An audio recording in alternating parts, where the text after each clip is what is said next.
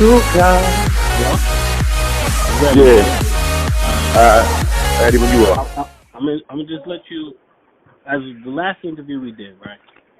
Yeah. Positive interview, in my opinion, you definitely gave great detail. A lot of brothers is responding. A lot of brothers is bringing up old, I would say, feelings and thoughts about brothers' time down in Capitude and in those trenches, and is also shedding insight. However, you do know this culture that yourself and myself came up in, which is the New York State blood Damu culture, and what it's into is more. What it's turned into is a popularity contest as well as a gossip column, because a lot of brothers, instead of like doing anything physical, a lot of brothers like to relive and tell stories of past or maybe one or two current physical events, and it gets passed around like a, unfortunately, like a female that's been around, So that's how the energy gets passed around. So with our last interview that you did, I labeled it former Guerrilla Stone Blood DreamStone Mitchell.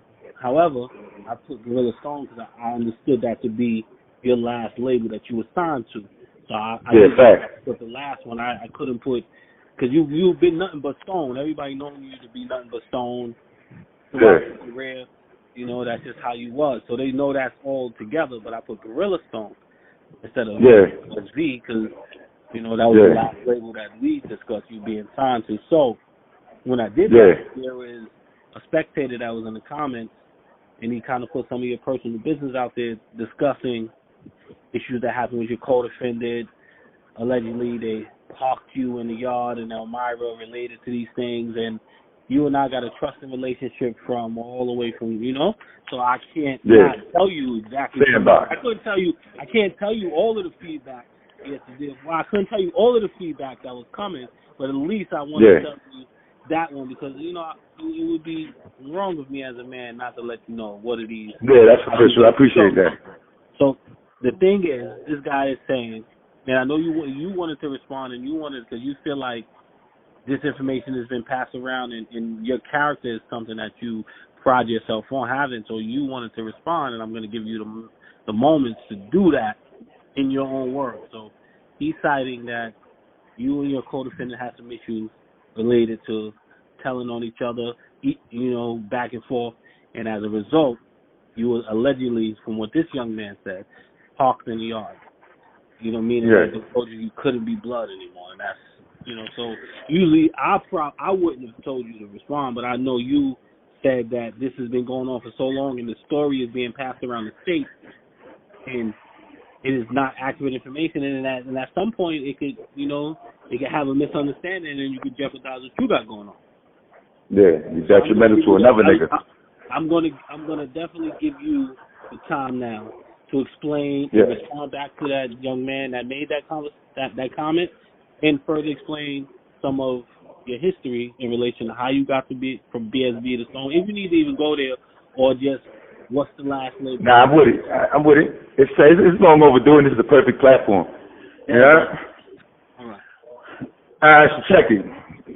All you motherfuckers that's listening, this is DreamStone, the one and only, another here phony. Now, with respects to the old DreamStone Send B shit, first and foremost, if a nigga was in Elmira with me, then a nigga know DreamStone had the stones, right? The little ape, I just went home, angry. I had the building. Yeah, I was BSV at the time. We had just, finished going through a situation with the Mac Ballers. Eli was there. Louis Lett was there. A bunch of niggas was there. So if you was in Elmira with me, then you capping. All that nigga got parked in the yard. Also, likewise, if you was in Elmira with me, I went to the box twice. We shot it down on the Mexican niggas, MS-13s, and we also went to war with the Papias. First and foremost, DreamStone's name has always been a legend. But with respect to what you allegedly claiming and what you heard, this whole story started with S-Man, and myself. I came into some bread, little lawsuit paper, everybody knew that. And everybody always know Dream always been good money. Nigga never been fucked up. But regardless of that, nigga came into some paper. We gonna go back before Elmira in Comstock. We went to war with the Crips. Now, he don't do that color banging shit. Needless to say, one of the Crips had violated one of the homies. Was on some we Stone shit. Fuck that shit. That nigga's hat out of your DreamStone don't move like that. So DreamStone got up with the niggas. Me and I mean started beefing. That was the first straw. Second straw, I mean goes to Auburn with my co-defendant. Right? Hold on. It's over here. I mean go to Comstock. I'm in pawn shop with Auburn with my co-defendant. I'm just coming out the box. Everybody know me. No nigga spent a lot of time in El Segundo. For not play. I don't get caught with drugs and all that dumb shit. It's strictly violence, which back then I was proud of. Today, obviously, I'm not. It cost a nigga too much. Right? Easy. Right? So we're going to move forward. Tell the nigga, yo, my co-defendant is there in Auburn with you. At the same time, Eli Brim was there, Doughboy, the big Lambo, and a bunch of other villains. At this time, yeah, I was villain. A bunch of other villains was there. I go to Southport. Says the nigga, all the nigga P-Dub. While in Southport, of course, I mean, know that nigga paper was up. Nigga came to a lawsuit, making wise investments. He sends me a kite. Yo, Dream, I need $5,000. My business got knocked over, dragging the bag, or whatever the case would be. I sends a nigga $500. Needless to say, he was disgruntled.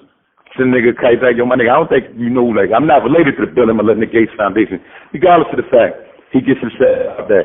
I come out the box, I go to El Myra. Louis Lep is there, Pimp is there, Tyson is there. All the big villains is there. All the big Max is there. Wild Ace is there. So I'm in the building, and we holding the shit down. He sends a kite over to the L for Louis Lep to shoot or get Eli shot. We in the lower line, baby. I tell the nigga, that shit is quiet, bro. We're not going to open this can of worms up again. Obviously, everybody know at that time, Eli was the big Mac Bowler. Now, it's nothing for niggas to go to war. We just shut it down when niggas violated Chippy Dawn, and that shit happened. And let the record reflect, City is my son. Regardless of the fact, he sends the kite back to, I mean, at the time, I was a major, what we called the major, where Louis Lep was the truth, was like the low or the high, whatever. He tells me, yo, Dream said, yo, we're not doing that, to stand down, and I'm jacking, and he make a valid point. So now, I mean, it's tight. He's still in Auburn with this nigga, Cindy, my co-defendant. Now, because I sent the nigga the $500, because we originally had a beef about me, you know, making a move on the crib niggas. Now, because I dubbed this call on Eli. Now we fake start beefing. I didn't even know we was beefing. But long story short, we fake start beefing. Tells the nigga, yo, why the fuck is my co-defendant still there? Now, at the time, just so niggas want to do their history, their background, DreamStone came about interstate, but prior to that, on the island and anywhere else, I was going by C-Murder. Household name brand nigga, even right now. The rumors came about, supposedly this nigga was in New York, because I hollered at Doughboy and I hollered at Eli, and I hollered at City when the nigga was in Wendy. We was all in Wendy. Shot Crowd was in Wendy. Let the record reflect, yes, I was ISGG right before I fell back. And did I get faded? Absolutely not. Everybody know who Brick Squad is. I was fucking with Phil Black. The reason I fell back from that is because nigga that killed my original drop, which is Tom Murder, Tyrone Comey, got blessed death from Buffalo, ended up turning 8. I can't bat with the same nigga who killed the big 8. There's no loyalty amongst this shit. So I end up falling back. Notwithstanding that fact, nigga on his way out the door. Nigga ain't really trying to get caught up in all that crazy indictment shit. Regardless of the fact of that, I cleared that up, hopefully. So yeah, the last shot the nigga was yapping was ISGG, the Motorstone Guerrilla Gang. So, Getting back, so Wendy, I get word in Wendy. What you say, bro? Real quick. You said about your co-defendant, right? Yeah. Did he give Amin some information, or how did Amin? Now, this is where we're about to get into this. All right, go ahead. So now I'm about to get into this. So now, I don't know nothing about this shit that's going on in the burn. I hollered at Eli and Doughboy. These niggas pull up. Blazy Stone, the 8, we was all in Winnie, we all in the same box. Promise, the big U. Now niggas tell me about the rumor shit. Doughboy says he hollered at me. Allegedly, Amin runs down on the nigga Sin. Doughboy is the booking boy. Sin is the booking boy. I'm the booking boy. He asked the nigga, yo, what's up? You know DreamStone? Yeah, I know him. You know that's the Stony. That's the villain. He like, yeah, I know. See, yo, you told on him. Now, mind you, my co-defendant was getting to the bag. I ain't gonna take that from the nigga. Nigga was getting to the bag his whole bed. And he was in a little punk-ass IGRC position. Amin is trying to get his shit up, needless to say. Niggas buy niggas with the bag. We gonna keep it 100. Niggas buy niggas with the motherfucking bag. That's what it is. So he allegedly tell Amin in front of Dope, because I holler at Dope, yeah, nah, he backs away. Yeah, I know Dream. I told on, but wait, we told on each other. This is what he allegedly tells nigga. Let the record reflect, nigga, I'm doing 20 years to life. Meanwhile, this nigga's home. With 17, he did 17 and bounced. My oldest brother went home scot-free because I took the weight. Needless to say, he tells them, yeah, we told on each other. I mean, says, all right, bring the paperwork out. Now, Doughboy and Eli, these niggas is interested. Eli's now there with and of course, he don't bust a grape in the food fight. It is what it is. So now, this nigga never brings the paperwork out. All the villains, all the Stonies, the big homies like, yo, hold on, Dream is not no rinky-dink nigga. Where this paperwork at? The niggas allegedly got. Niggas never had no paperwork. No paperwork never fucking came out because this shit never happened. This was this nigga R&B way of getting back at a nigga because he and I were fake beefing. He didn't want to boom this nigga. This nigga was getting to the bag. It is what it is. Niggas respect the bag. Fast forward a year, I hollered at Chippy Dawn. This is where end up getting faded through Todd Guns. And the reason a lot of niggas don't even know the reason got faded is because a lot of the fuckery he was doing stemming from the time when he shut Ass Fun down and then he started promoting this bullshit on DreamStone. So I hollered at Chippy Dawn. He's forming now. We was all villain. And when I speak to him through his aunt, he tell me, yo, Dream, niggas didn't hear back from you, so niggas don't know like, what was going on. But hey, niggas ain't never seen no paperwork. But son is stated now, why you didn't ever get back up with niggas and let niggas know? Nigga, first and foremost, like I told my nigga, you been with me in the field, shit. This shit came about in, 2014? Nigga, I've been in jail since 99. If this shit was a fact, my nigga, this shit would have came out in 1999. I ain't no rink-a-dink, niggas. Let's keep it 100, DreamStone. It is what it is. It's a household name, brand name. So if this shit was really true, this shit would have been surfaced. Of course it didn't. This shit only came about when was with the nigga saying he didn't want to boom the nigga because the nigga was getting to the bag. How many niggas that got faded because another nigga had the bag or because the nigga didn't give the bag up? It is what it is. Long story short, that shit was done. I started bopping with Scrams. East Stone Villain. I showed Scrams all my motherfucking paperwork. Everybody see my paperwork. The last set I was fucking with, ISGG, I showed Will Bugatti. That's the big 8. He a household name brand.